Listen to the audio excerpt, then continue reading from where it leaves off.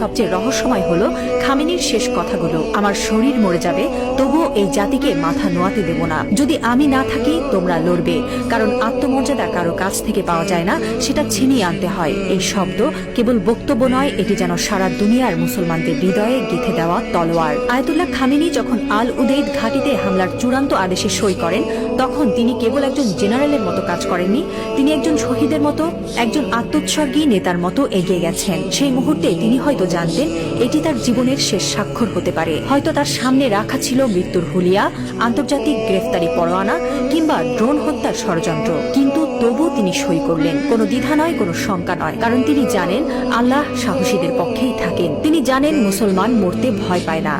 যারা আল্লাহর পক্ষে থাকেন তারা জানে মৃত্যু মানেই পরাজয় নয়, বরং আত্মত্যাগী বিজয়ের শুরু। এই একজন মানুষ এখন আর কেবল ইরানের নেতা নন, তিনি হয়ে উঠছেন সারা বিশ্বের মুসলিম উম্মার প্রতীক। একজন বিশ্বাসী, একজন অটল মুজাহিদ, একজন সাহসী পিতার মতো তিনি বলছেন, আমি থাকি বা না থাকি তোমরা লড়বে। হ্যাঁ মুসলিম উম্মাহ, তোমরা মাথা নিচু করো না। লা ইলাহা ইল্লাল্লাহ, আল্লাহ ছাড়া আর কোনো ইলাহ নেই।